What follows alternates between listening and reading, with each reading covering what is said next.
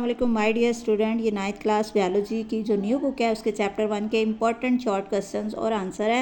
ये मैं आपको समझा भी देती हूँ, आपने वीडियो को एंड तक देखना है ताकि कोई भी इंपॉर्टेंट आपका शॉर्ट क्वेश्चन जो है वो मिस ना हो। और दूसरी बात है कि अगर आप चैनल पर नए हैं तो चैनल को सब्सक्राइब कर लें, क्योंकि यहाँ पर आपको 9th क्लास के तमाम सब्जेक्ट की इंपॉर्टेंट चीज़ें बताई जाएंगी। चलिए शुरू करते हैं। हमारा फर्स्ट क्वेश्चन है व्हाट इज़ बायोलॉजी। बायोलॉजी क्या है? Biology is a branch of science that deal with the study of living organism.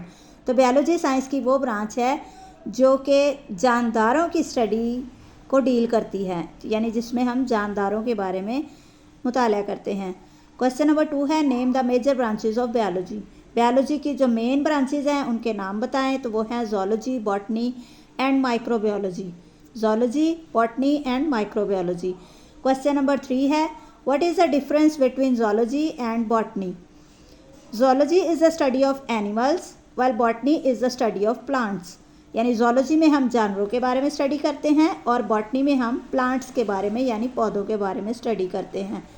Question number 4 है what is microbiology. Microbiology is the microscopic organism like bacteria, viruses and protozoa. Micro means होता है छोटा, small. तो यानी छोटे जानदार हैं जो छोटे छोटे जरासीम हैं जो हमें आम आँख से नज़र नहीं आते बल्कि वो माइक्रोस्कोप से नज़र आते हैं, जैसे कि बैक्टीरिया, वायरस और प्रोटोजोआ। तो इनकी स्टडी को हम कहते हैं माइक्रोबायोलॉजी। क्वेश्चन नंबर 5 है what is the difference between morphology and anatomy. Morphology is the study of external structure. यानी एक्सटर्नल मीन के बाहर वाली स्ट्रक्चर, कोई चीज़ की दिखती कैसी है, उसकी जो बाहर वाला ज़ाहरी हुलिया होता है उसकी स्टडी को हम मॉर्फोलॉजी कहते हैं। While anatomy is the study of internal structure. और जो एनाटॉमी होता है वो किसी भी जानदार के अंदर वाले जो पार्ट्स होते हैं उनकी स्टडी को हम एनाटॉमी कहते हैं।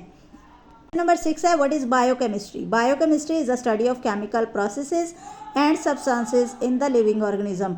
तो केमिस्ट्री में हम केमिकल्स के बारे में पढ़ते हैं और बायो में हम जानदारों के बारे में। तो जानदारों के अंदर जो केमिकल्स होते हैं उनकी बॉडी के अंदर, उनकी स्टडी को हम कहते हैं बायोकेमिस्ट्री। क्वेश्चन नंबर 7 है what is biotechnology. Biotechnology is the application of biological knowledge for useful purposes like medicine and agriculture.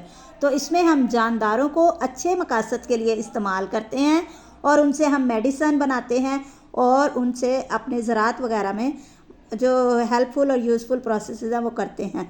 Question number 8 है what is cell biology. Cell biology is the study of structure and function of cell. यानी cell biology का मतलब है इसमें हम cell को study करते हैं, उसकी स्ट्रक्चर को वो है कैसा और उसके फंक्शंस को वो कौन कौन से काम करता है। Number 9 what is genetics. Genetics is the study of heredity. ये विरासत के बारे में स्टडी है, यानी कि वालदैन में कौन कौन सी खसूसियात हैं और आगे उनकी जो अगली नस्ल प्रोड्यूस होगी उसमें कौन कौन सी करैक्टरिस्टिक उनको मुंतकिल होंगी और कहाँ कहाँ पे वेरिएशन आएगा, यानी कौन कौन सी खसूसियात बच्चों की वालदैन से मुख्तलिफ होंगी और कौन सी एक जैसी होंगी। उसके बाद क्वेश्चन नंबर 10 है what is ecology. Ecology is the study of relationship between living organism and their environment. यानी हम जो जानदार हैं, इंसान, जानवर और पौधे, हम जिस एनवायरनमेंट में रहते हैं हमारा एनवायरनमेंट के साथ क्या रिलेशनशिप है, हमारे इस रिलेशनशिप की स्टडी को हम कहते हैं इकोलॉजी। यानी जानदारों का अपने एनवायरनमेंट के साथ जो रिलेशनशिप है।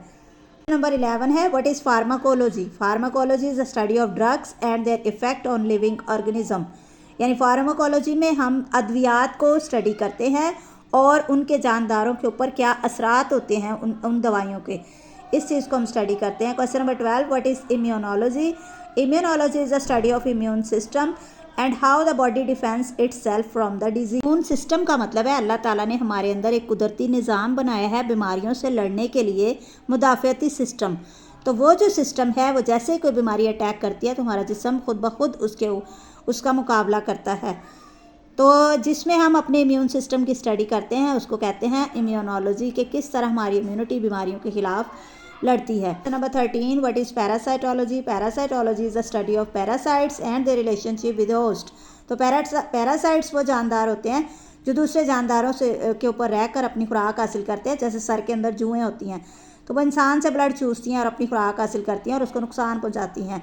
तो ऐसे पैरासाइट की स्टडी और उनके होस्ट के साथ उनका जो रिलेशनशिप है उसको हम कहते हैं parasitology. Question number 14 what is pathology. Pathology is the study of diseases their causes and effect on the body. तो जिन ऐसे छोटे छोटे जानदार जरासीम होते हैं जो इंसान को नुकसान पहुंचाते हैं, तो इन जरासीम की स्टडी, उनकी वजह तलाश करना और बॉडी के ऊपर इनका क्या असरात होते हैं, उसकी स्टडी को हम कहते हैं pathology. Question number 15, what does palaeontology study?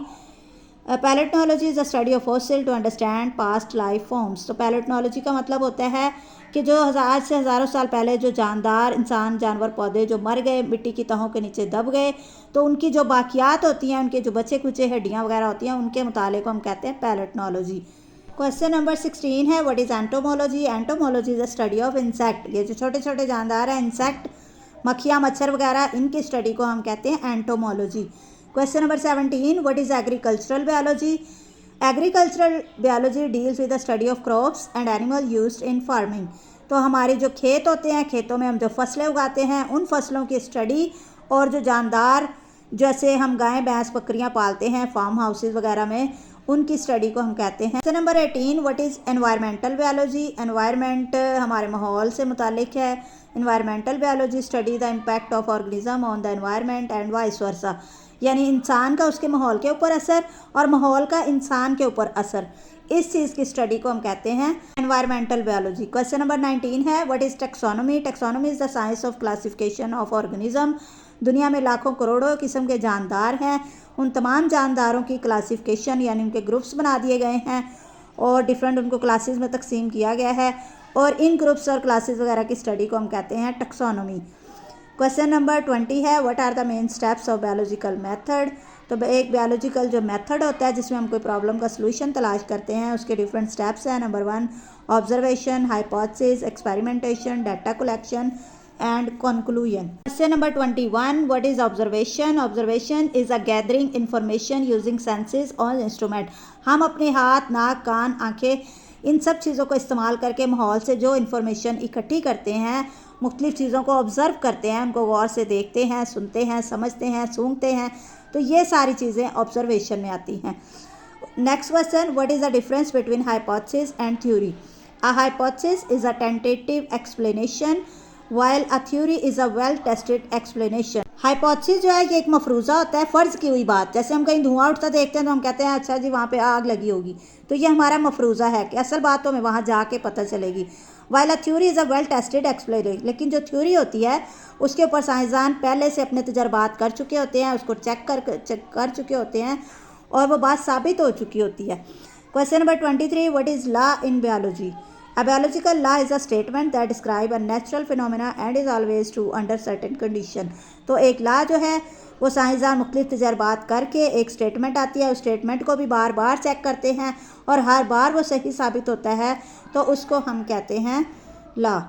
Question number 24, what is control experiment? A control experiment is the one in which all variables are kept constant except one.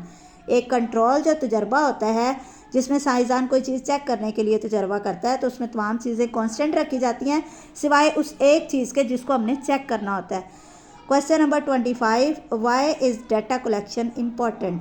Data collection help in analysing result and forming conclusion. तो data collection एक बहुत important चीज़ है क्योंकि हम मुख्तलिफ़ चीज़ों से हम डाटा कलेक्ट करते हैं, फिर उसका तज्जिया करते हैं, फिर रिज़ल्ट इकट्ठा करते हैं और फिर आखिर में उससे कोई नताइज अखज़ करते हैं। Question number 26, what is the difference between qualitative and quantitative observation? Qualitative observation describe qualities. तो क्वालिटेटिव में हम किसी चीज़ की सिर्फ क्वालिटी देखते हैं, उसकी रंग देखते हैं, उसकी शेप देखते हैं और इस तरह की जो चीज़ें ज़ाहिरी तौर पे हमें नज़र आ रही है, हमारे पास कोई नंबर नहीं है। हम कहते हैं कि कोई चीज़ लंबी है, अब लंबी हमारे पास ये नहीं पता कि कितनी लंबी है, लेकिन जब हम क्वांटिटेटिव ऑब्जर्वेशन करेंगे तो हमारे पास एक नंबर आ जाएगा कि किसी भी चीज़ की लेंथ फ़र्ज़ करें वो 4 सेंटीमीटर है या 4 मीटर है, तो हमारे पास एक नंबर आ जाता है, तो इसको हम कहते हैं क्वान्टिटेटिव ऑब्जर्वेशन। हम एग्जैक्ट मेजरमेंट के बाद हासिल करते हैं। क्वेश्चन नंबर 27 है, how is biology related to everyday life? Biology help us understand health, food, environment and functioning of our bodies and nature. तो बायोलॉजी किस तरह से हमारी रोज़मर्रा की ज़िंदगी के साथ जुड़ी हुई है, तो क्योंकि बायोलॉजी हमारी हेल्प करती है हमारी खाने पीने की चीज़ों के बारे में, हमारे माहौल के बारे में, और हमारी बॉडी कैसे काम करती है और हमारी नेचर कैसे काम करती है, इन सारों की स्टडी हम करते हैं बायोलॉजी। जी स्टूडेंट, तो इसी चैप्टर के लॉन्ग क्वेश्चन और MCQs हासिल करने के लिए मेरे चैनल को सब्सक्राइब कर लें। आपको यहाँ सब कुछ मिलेगा 9th क्लास का। मिलते हैं नेक्स्ट वीडियो में, तब तक के लिए अल्लाह हाफिज़।